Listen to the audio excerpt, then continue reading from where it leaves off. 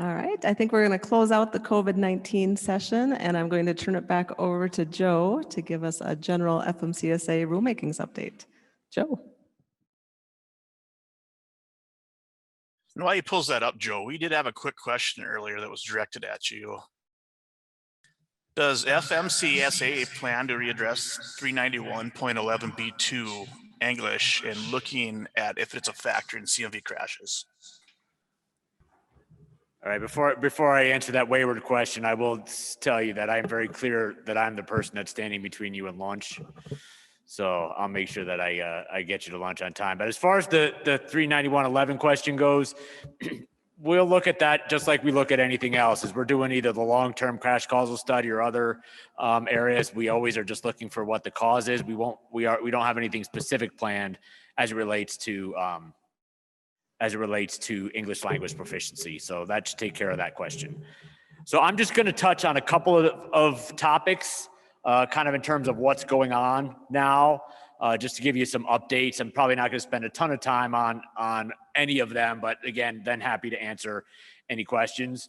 So just kind of starting off the bat in terms of COVID, I think we've covered this a lot already, but I will say in answer to whoever's going to ask me the question, and I'm sure somebody will, in terms of what's the status of the exemptions and the waivers, is I guess we'll just have to wait and see. I am very clear that May 31st is coming very soon, and we haven't really said a whole lot about kind of where things are, but hopefully I'll be able to provide you a little bit more information coming soon.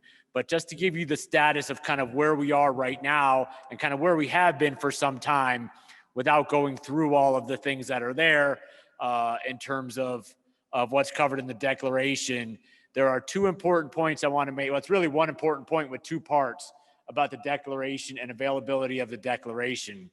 And that is that whether you're on the enforcement side or whether you're on the industry side, there are two hurdles that you have to cross in order to take advantage of the emergency declaration and I do them in reverse order because it follows more logically to me than the way it's written.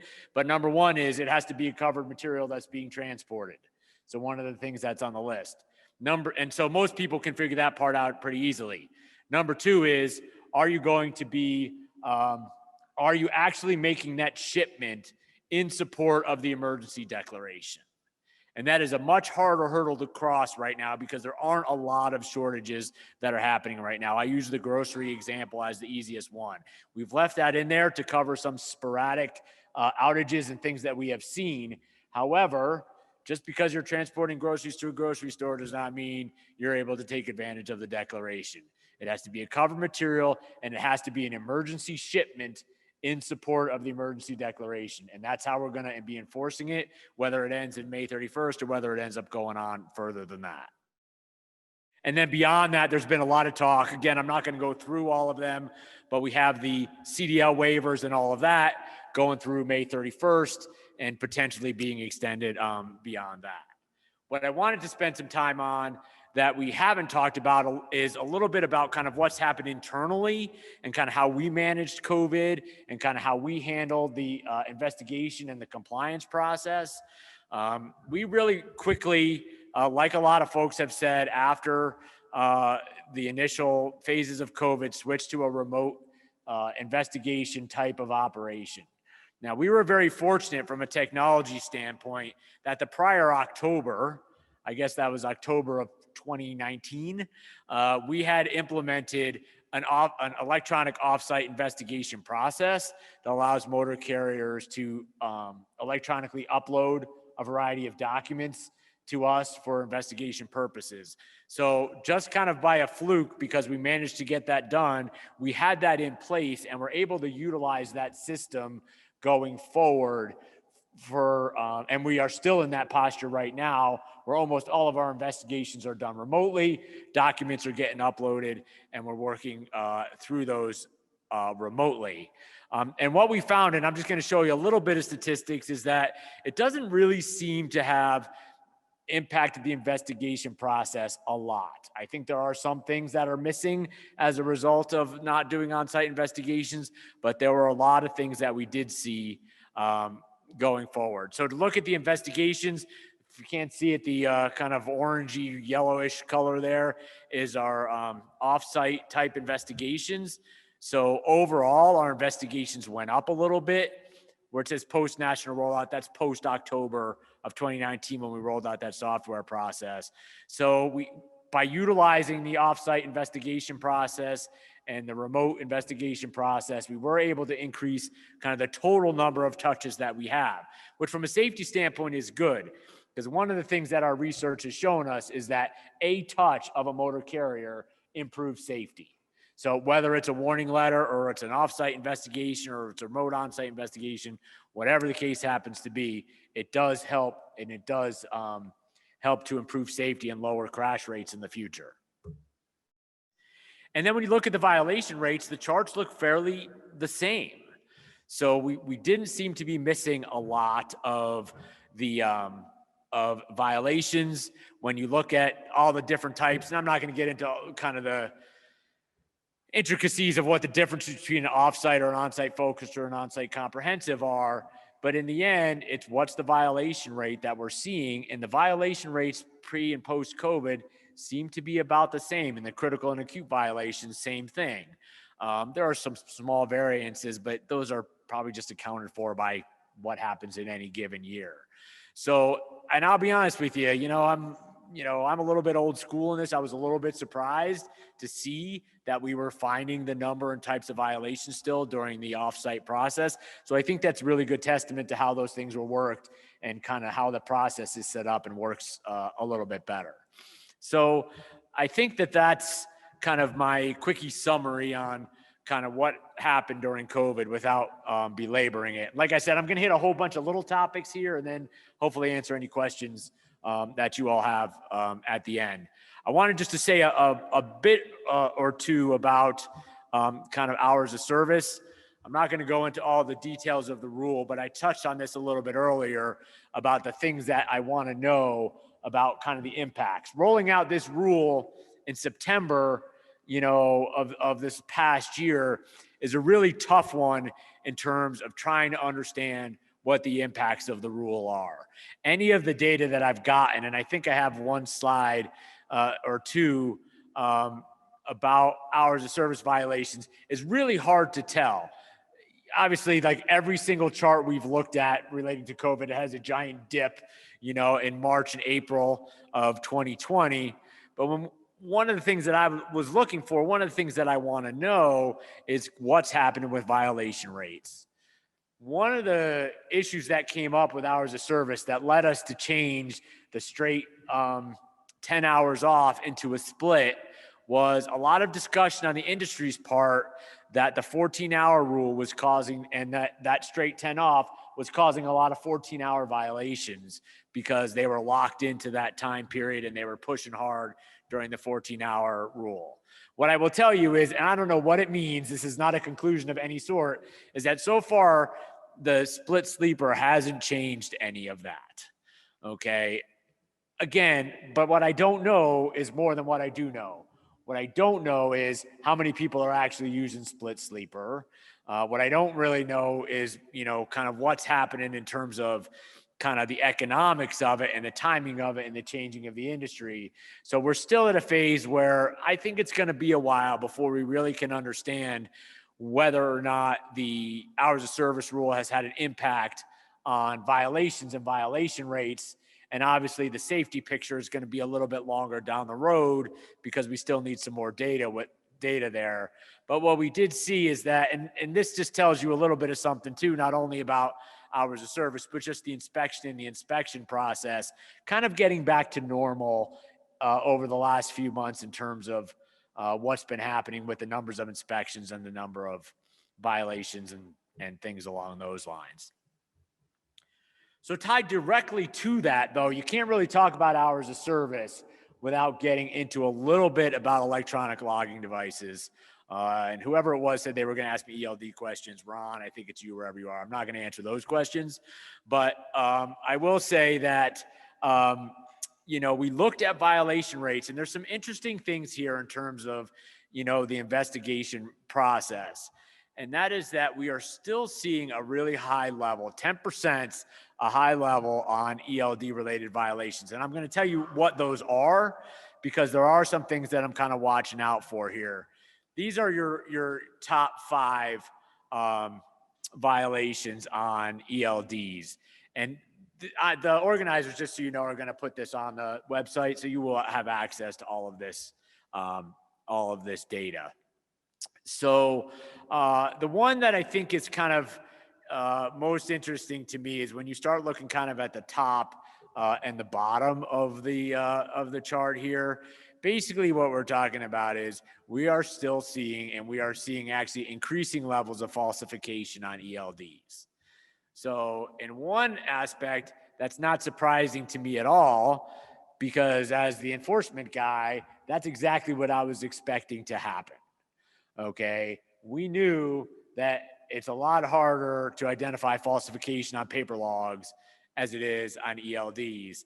And to me, this just shows me that the investigators, and we're seeing the same thing on the roadside. I didn't do a roadside overlay, but falsification on the roadside is actually still increasing month to month. The identification of that, especially as the roadside officers are getting used to using the electronic tools that they have. So kind of the way that I look at it, you know, in terms of my experience, is drivers still are pulling the same old tricks that they were before in terms of falsification. It's just really easy to see now in terms of ELDs. So we are going to continue to push that over the course of the, you know, at least through the rest of this year, and kind of see where we land, because I would like to see that at some point, maybe the message is getting out and drivers start to kind of wind some of that behavior down, as well as dispatchers and others that are pushing them, you know, to kind of work through more hours and try and deal with those things. Because, you know, finding falsification on ELD is really, really easy. We do see a lot of abuse of simple things like off-duty time and personal conveyance. Super easy to find, but we are continuing to see those increase. And also the supporting documents, I mentioned that because that's part of it. When we went to ELDs, I think everybody kind of forgot that we still had these supporting documents, even though we changed it as part of the rule. Carriers still aren't maintaining that. I do think there's less, but we do need to kind of get everybody to remember that. And then also probably mentioning that we still are working with particularly the carrier side on electronic transfer of that data. We're really trying to get folks to do that electronic data transfer. It's actually better for everybody, increases efficiency on the inspection side, increases accuracy, and it saves time on the carrier side as well. And this one is kind of a little bit of a busy chart, but you get the point here. This actually we post on our website every month. And I am going to point out one thing here that I am getting a little bit concerned about, but the dotted black line there, that's hours of service violations per inspection post ELD rollout. The first drop there from those two, the light color to that kind of greenish color, that was the initial implementation date of ELD, pretty steep decline. And then another decline, significant, but not as significant when the out of service violation went into effect for not having an ELD. So again, behavior there, very predictable, exactly what we would have expected to happen. And then we saw a much lower level, about half hours of service violations per inspection going through there. You kind of roll through there. We have the COVID dip there in the middle like everything else. But what I'm watching right now is the tail end of that line seems to be trending upwards. So I don't have a good explanation for why that is. I have a lot of theories on them, none of which are probably any good at this point. But especially the last 2 or 3 months, we are starting to see an increase again, not quite to where we were before, but definitely an increase in hours of service violations at the roadside. So from kind of a data and a data analysis standpoint on the enforcement and compliance side, that's going to be something we're watching for to try and get our handles on it. I don't know if it's a kind of a post-COVID bump as people start running hard again, or exactly what it is. Haven't been able to drill into the data enough yet to see exactly what it means, but that is starting to, you know, when I see 2 months, you know, 1 month, I don't worry about it. 2 months, I start to think, you know, if we see a third month of that, it's going to be something that we're really going to be concerned about, and we're really going to have to look and try and figure out exactly what's going on.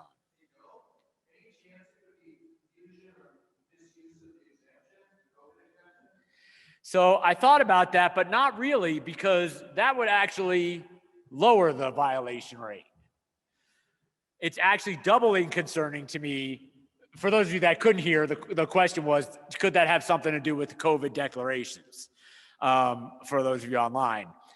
It doesn't make a lot of sense to me, because honestly, if that were the case, I would expect it to go down, because and I've seen those inspections or those lack of inspections. The inspection numbers aren't going down. And I also think that just the general kind of impact and use of the COVID waivers has declined. If that were the case, far be it from you to, try and, shoot down your theory. I probably would have seen that much earlier in the process of COVID than here at the tail end where things are starting to come back. So I don't know, if you got some time, Dan, to do some research, let me know what you find out. But we're definitely going to have to do some more of an analysis on that and see exactly what it means, because I'm really not sure. So nice of me just to raise a point and not have an answer for it. But, and this too, this is, again, kind of similar chart, but this is important on the state side, because particularly because this is ELD transfers. Okay. So we're getting back close to 100,000 transfers a month, a little bit higher than that. To me, that's a really important statistic, because as people are doing that, again, we're getting maximum efficiency and maximum accuracy out of that inspection. Okay, that could be a reason why hours of service violations are going up. It could be a reason why falsification is going up, is because we're doing more data transfers. But when you start talking about 100,000 a month, let's just use that as a round number, 1.2 million a year. That's a lot, because my estimation is about 60% of the industry is subject to the ELD rule with all of the exceptions. We do about 3.5 million inspections a year, between 3.5 million. So if we're getting data transfers on a majority of those, to me, that's good, solid implementation. And that could be something that's impacting hours of service compliance rates and violations at the roadside. So that's all pretty good news on that front, as far as I'm concerned. So shifting gears, one or two more quick things before we kind of go to the question side of it, is I want to talk a little bit about the Drug and Alcohol Clearinghouse and kind of what we're seeing there.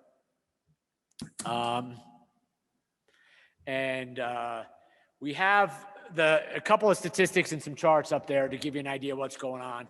We've got about 2.1 million registrations in the clearinghouse right now. Total violations reported, that's a way of saying that's how many positive tests have been reported to the clearinghouse. We estimated, just off the cuff at the very beginning, we were going to get 50 to 60,000 a year. That's exactly what we are seeing, it seems. So far, that trend seems to be holding steady through this second year of implementation. One of the things that I wondered was, what will at some point we start to see a decrease in the number of positive tests that we find because of the clearinghouse? I still hope that happens. We didn't change the rules about testing. We didn't change what you can do. It's just we kind of have transparency into that process now. I hope at some point we start to see that number decrease, but it certainly hasn't happened yet. And what the charts show, the different ways that you can kind of get into the clearinghouse. Again, a majority of the positives, or majority of the violations, are positive tests. There are some refusals and things like that in there as well. And we'll take a little bit more of a detailed look at this on the next slide or two. And all of this data, by the way, is all available on the clearinghouse website. I try and put as much of it up there, and we're continually adding to that. So if there's information or things you would like to see on a monthly basis without having to ask us, let us know, and we'll continue to update kind of the monthly report. So no big shock here, I guess, on folks that are here, everybody's left side, that marijuana is still leading the positive tests. Okay, I wish we kind of had a little bit more insight into that going back further, because I know everybody always is concerned about what impact does the legalization of marijuana have. Hard to say, because I don't have pre-legalization data available in the clearinghouse, but still, the point is that marijuana is still leading the pack by a significant amount in terms of positive tests in the clearinghouse, and then followed up by cocaine and methamphetamines and things like that. Again, pretty typical with what we've known in the past. It just gives us a little bit of transparency into the numbers. So when you go to the right side, then the question is, what's happening with all those drivers? This has been a topic of what's happened, in the news lately when you talk about drivers and driver shortages and what happens to all these drivers that have positive tests. One thing we know, once you have a positive test in the clearinghouse, you're prohibited from driving. That positive information goes into SIDless, so it can get picked up at the roadside. So there's a lot more enforcement of kind of I had a positive test as opposed to nobody knew about it before, so I'm just going to keep on doing what I was doing before. But what we're seeing is a really low rate of drivers trying to re-enter after having a positive test. So we had 65,000 drivers, give or take. There's still 55,000 in prohibited status that haven't done anything with the return to duty process. Now, just to a quick point of clarification, I said 70,000 violations on the other slide, and I said 65,000 drivers here. And that's because somewhere around 5,000 drivers managed to have 2 positive tests in the clearinghouse, okay, usually coming from a failed return to duty test. So that still is happening. So when you talk about the number of drivers, I use the number around 65,000, about 55,000 still remaining in prohibited status. So that means, like I said, only 10,000 or so of those have started the return or completed the return to duty process. So not really sure why there's that low participation rate. There's a couple of theories. One, some number of those drivers is just continuing to drive. I know that by the number that's getting caught on the roadside by enforcement. Some number of those have left the industry because they decided they don't want to deal with drug testing anymore, and that's not going to happen. Or some remain in the industry with a company that's not paying as close attention. Still too early to tell. Not a lot of information on that that's available yet, but it is something that we're looking at. But to me, this is really important information that we have now about positives and positives tests that we just didn't have before and that we just didn't have access to before. So it's still early in the process. We've got 1 full year of testing, close to a year under our bait, plus a second year underway, about 5 months of this year. Going to continue to watch those statistics and see how they lay out over time. The other point, and I kind of glossed over a little bit on the last slide, is that the query numbers are really high, which is really interesting to see because most carriers are going beyond what the normal query requirements are. Technically, you only have to query each driver once a year, and when you hire them, there are a lot of companies, probably some here, some will tell you that they're querying all their drivers once a quarter, or sometimes even more often to that, just to see if things are popping up in between. So again, really interesting. Again, still very early on to kind of see what happens. And then just to wrap up, and I mentioned this, I touched on this a little bit in response to one of the questions that came in earlier on the TPR, what's happening with the training provider registry. This is just kind of a couple of slides on heads up. Key date, February 22nd, 2022. At that point in time, a new driver has to have had taken training from a training provider that's on the registry, successfully completed that training, and that training had to be transmitted to the SDLA before they can get their CDL. So it's a completely kind of closed loop system from the initiation of that training through the CDL. The driver will not be able to go to the SDLA and get their CDL if that information has not been transmitted. Okay, so this has been a long time coming. We had to delay this rule a little bit, but we are making some pretty good progress. So this just kind of lays out, how it's going to work. I kind of just sort of went over this, should have probably flipped the slide. Train that driver, it gets submitted to TPR. We have access to it, and then the state can reach in and pull it out for each applicant. So starting in February of next year, that's what we're going to start to see on training and training providers. And just to give you an idea of the milestones, kind of what's happening. So this summer, probably next month or two, the training provider registry is going to be available to the training providers only. That will allow the training providers to get on there, get their information in there, get their self-certifications up, get ready to go.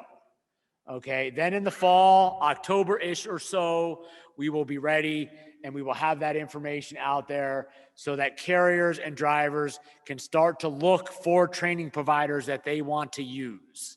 So those training providers will be on there. We'll have seen that their curriculum is compliant. Everybody can go in and figure that out. So on February 7th, when everything comes up and running, everybody's 100% prepared and ready to go. So 2 more steps before implementation. TPR up for the training providers in the fall, available to everybody. Start getting folks ready to go, and then full implementation starting in February. So that's what I had for you. Brenda, I didn't know if we wanted to, if anything came in, or we had any questions or questions here we wanted to address. Great, thanks much, Joe. Any questions here in the audience for Joe? I think people have been asking you questions pretty much the whole morning. Pretty much, so I'm okay either way. Yeah. Dustin, has anything come in online? I do not see anything at the moment. Great, thank you, appreciate that. And just remember, when you fill out your conference evaluations, it's 11:58, 2 minutes before lunchtime. So. Wow, good job, Joe. And I believe you will still be around, right, later today and tomorrow? In theory, yes, that is correct. All right. I'm sure we'll come up with more questions for you. All right. All right. And so we do have Mr. Joe De Lorenzo back, and a question did come in for him on the chat after your presentation, if I don't mind putting you on the spot. Real quick for one final question for Joe before we wrap up. You can just answer it here. So the question was, are the drivers in prohibited status there because a lot of SDLAs are not disqualifying the driver? The rule is to check prior to issuance. So if the driver doesn't have a DQ, then it's up to the employer to make sure the driver is not operating, right? Kinda. That was a lot of a question. So the question was referring to the clearinghouse status, prohibited status, but it actually was crossing up with the TPR. So I'm going to kind of do those in reverse. So TPR, going back to what I said earlier, your training provider registry, before the license is issued, the SDLA has to check to make sure there's a valid training certificate in the record of that driver. They go ahead and they issue the CDL. With the clearinghouse, as of right now, there is no check at the licensing level. It's only after the fact. There's a second rule in development that we published a notice of proposed rulemaking on a while ago that's heading towards a final rule status that will require SDLAs to check clearinghouse status before issuing a new or renewed license. But for now, with clearinghouse status, if a driver ends up positive, it gets entered into the clearinghouse and then it gets reflected on their SIDless record. So if anybody checks it at the roadside or wherever, it will show the driver's prohibited status.